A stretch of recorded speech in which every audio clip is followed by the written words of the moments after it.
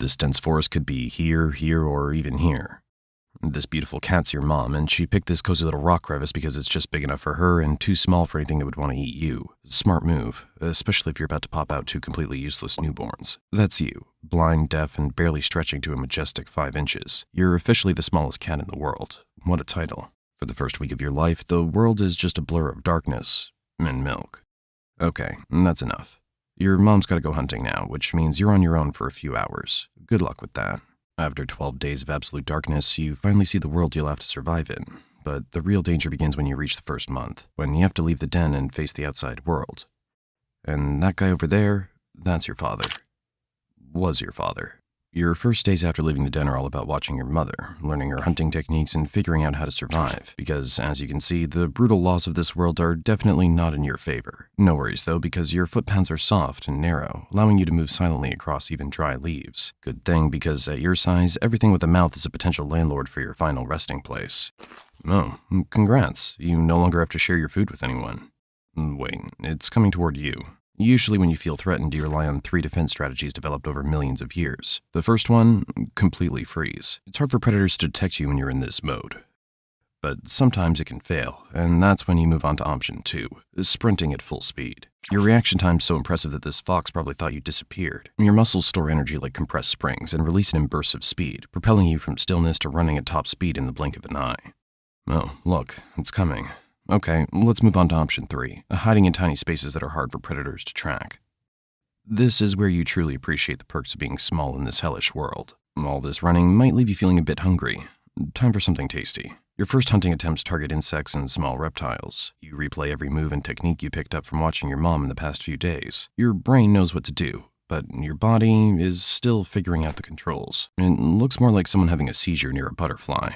It's okay, don't cry. Your first attempts have about 0% success rate anyway. That's why Mom takes over and hands you a few tiny pieces of her prey.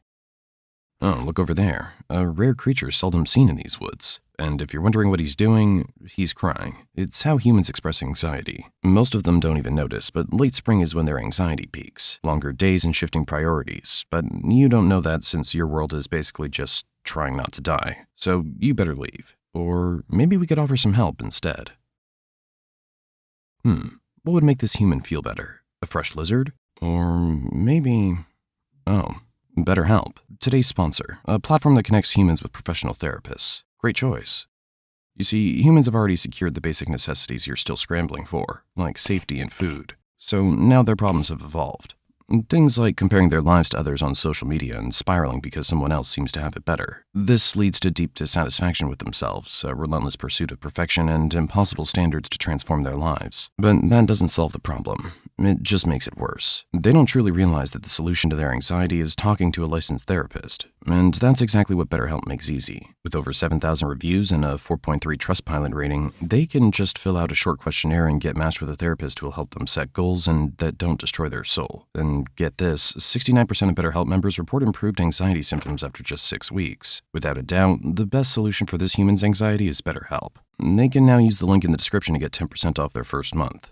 Let them go work on their mental health, while you go work on not getting eaten. Different problems, different solutions. By the time you hit 6 months old, you start getting a little aggressive toward other cats. It's not personal, it's just instinct, since your kind prefers the solo life. So you pack up your tiny paws, leave your birthplace like a rebellious teenager, and go claim a new spot that suits your refined taste. You don't stray too far from Mom's turf. You're still young and, let's be honest, not exactly a streetwise warrior yet. So the best move? Claim a small nearby spot you can actually defend without embarrassing yourself. You mark your territory with urine that smells like buttered popcorn. Even predators think they're at the movies. You patrol your borders with all the seriousness of a tiny furry security guard. You chase off any other cat who even thinks about stopping by.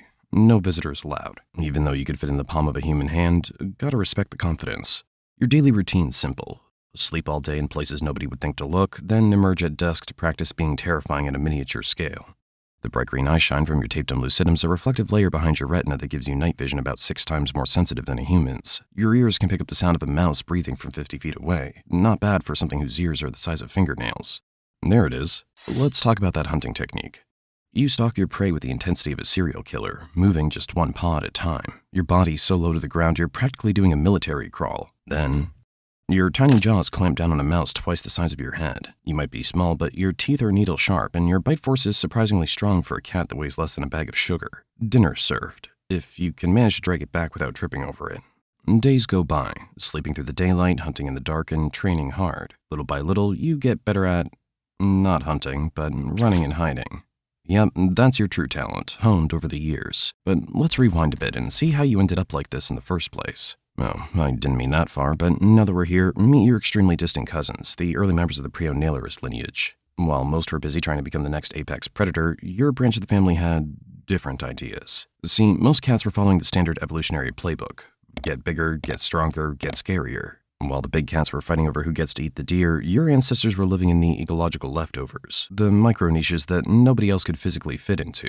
I hate to break it to you, but your family's success wasn't about being fierce. It was about never being noticed in the first place. Your ancestors faced evolutionary pressure more from being hunted than from hunting. Those who made noise or took up too much space became someone else's lunch. What's left after millions of years of that kind of pressure is the feline version of minimalism. Stripped down, silent, and optimized. Less muscle, but more efficiency was your gene strategy. Smaller body means lower caloric needs, a sustainable life in seasonable environments where food isn't always plentiful. Over time, your ancestors got better at climbing thin branches, leaping precisely, and navigating vegetation so dense it would give other cats claustrophobia. And despite looking like someone shrunk a tabby in the wash, genetically you're more distant from domestic cats than those big jungle cats are. You're not a mini house cat gone wild. You're the product of a completely different evolutionary strategy. While your distant cousins were becoming lions and tigers, your ancestors took the opposite approach. Shrinking, vanishing into the underbrush. And somehow, that strategy worked. Or rather, kind of worked. Because today, your entire species numbers fewer than 10,000 mature individuals. No known local population exceeds 1,000 adults, as you're scattered across disjointed patches of forests in India, Sri Lanka, and Nepal. So, after millions of years of evolution saying smaller, quieter, sneakier, here you are, munching on a few bugs and tiny lizards, while your distant cousins are living the dream, feasting on deer and buffalo. But sometimes you realize that being invisible is actually the better gig. At 12 months old, you're officially all grown up, and even more of a sweet fluffball. You reach a whopping 3.5 pounds and stretch to about 14 inches, not including your tail, which adds another 6 inches. You're basically a kitten forever, which sounds cute until you realize you still need to survive in a world where you're snack-sized for almost everything. But at least your body's reached peak physical capability. What you're running now is the final version of Rusty Spotted Cat software, speed and precision maxed out. As an adult, you need a better territory than your teenage hangout, somewhere with bigger, higher quality prey. I mean, obviously the menu's expanded beyond insects and tiny reptiles. Birds, rodents, frogs, they're all fair game now. You move stealthily through the underbrush, checking scent trails, watching for signs of competition. A few false starts are normal. Too exposed, not enough food, or worse, already claimed by a bigger predator. But once you find that perfect patch of forest, it's game on. You back up to tree trunks, do your little pea graffiti, and scratch up some low branches. Not because it's fun, but because you've got a message to send. These scent marks and claw scratches are your way of saying, this is my space. They're subtle but powerful signals, left in spots where other animals are sure to notice. It's how you avoid unnecessary fights, set clear boundaries, and let others know you're around, without ever having to show yourself. This new territory spans 1 to 5 square kilometers, depending on food availability. Across your kingdom, you've set up a secret network of hideouts, favorite trees, rock formations, and dense thickets. Each one is linked by tiny VIP-only pathways that only something your size can zoom through at top speed. It's basically your own personal escape route system, because you never know when you'll need to vanish like a ninja. Those oversized eyes and satellite dish ears detect movements other predators miss completely. Your whiskers map three-dimensional space with millimeter precision, a built-in radar system that works in absolute darkness. Oh, you found something. It looks delicious. It never detects your approach. The attack happens so quickly the rat's brain hasn't even registered danger before your teeth find their mark. Oh, weighs almost as much as you do. Yeah, you usually take down prey nearly your own size, completely defying the laws of predator-prey relationships. Sometimes, when you're bored, you venture out and discover areas beyond the deep forest. You've adapted to forest edges, agricultural borders, even the outskirts of rural villages where rodents concentrate around human food stores. Dude, this place is basically a 24/7 snack bar, and you won't even have to worry about predators here anymore.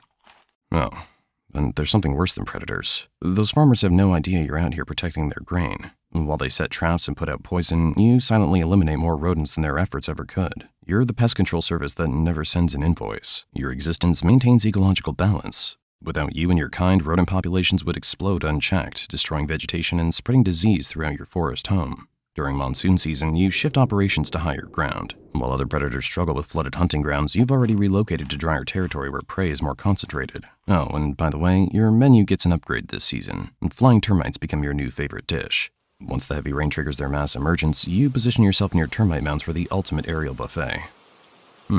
Tastes like sushi, right? Okay, time to head back for a quick nap. Gotta recharge for your next stealth mission. As an adult cat, your daily routine's all about moving under the cover of darkness. You're primarily nocturnal with bursts of activity at dusk and dawn, those perfect hours when prey stirs but can't match your low-light vision. You rotate between carefully chosen hunting grounds, shifting from one to another depending on where the prey is most active. Between hunts, you groom yourself with almost obsessive precision, not just to keep your coat in top shape, but to scrub away any scent that could betray your presence. Every move you make is calculated for stealth, efficiency, and survival. After a short while, you start to feel something weird, like something inside you got switched on. Your behavior shifts immediately. You roam farther, vocalize more than your usual silence permits, and leave scent markers with increased frequency. It's the feline version of putting yourself out there, just with more urine and less awkward conversation. Oh look, I think this is what you were looking for. The courtship begins. Tail flagging signals, brief chases through undergrowth, and mutual grooming sessions that might appear tender if they weren't just biological programming in action. The actual mating is quick but repeated over several days. Neither of you's interested in long-term commitment.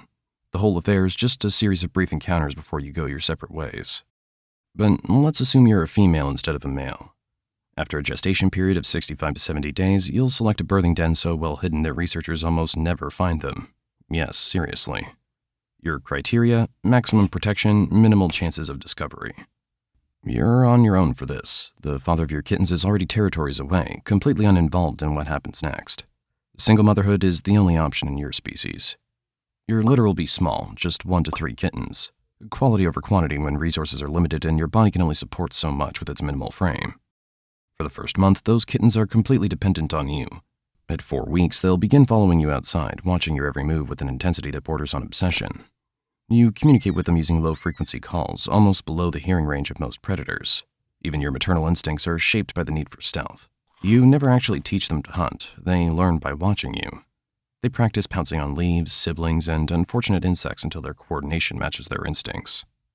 Eventually, they'll leave. No ceremony, no fanfare. One day, they simply don't return to your den, having slipped away to establish their own territories. And then you're alone again, exactly as you've evolved to be. A solitary specialist in a world that has no idea you exist, until the moment you strike. Other predators rely on raw power. You've developed something better. The ability to completely flatten your body, sliding under debris or between rocks while stalking prey. The ultimate cheat code to spaces other hunters can't access. Fast forward 3 years. You've reached the elder stage of rusty spotted cat life. Your experience now outweighs raw speed. But something feels different.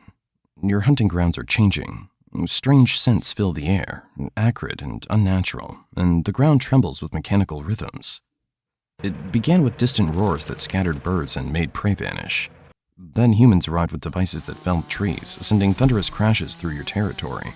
Each day, they pushed deeper into your world. Initially, you adjusted, shifting routes, avoiding destruction zones, and finding new hideouts. You've always been adaptable. But changes accelerate. The dense undergrowth that provided perfect hunting cover is gone. Your network of pathways leads nowhere, just bare earth and stumps where forest once stood. Territory boundaries end at freshly churned soil. The food web unravels. Rodents flee, birds relocate, and even insects grow scarce. You expand into unfamiliar areas, but competition's fierce as other creatures seek refuge from the same destruction. You're forced into marginal habitats, too exposed and too dangerous. Your hunts grow desperate and unsuccessful. Those muscles once primed for explosive speed waste away as meals become rare. One morning, massive machines approach. The ground vibrations rattle your bones.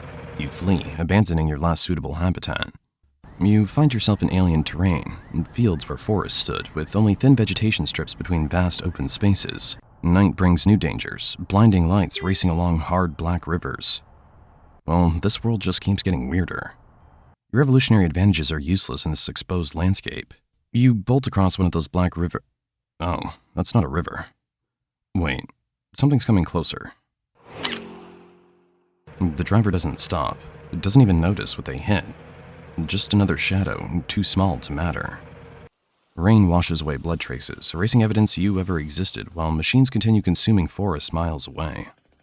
The IUCN lists your kind as near threatened, but that term hardly captures reality. Your evolutionary advantage, invisibility, has become your weakness. How do you save something that most people don't know exists?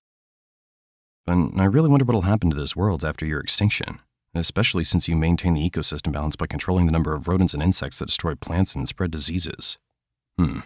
What a shame.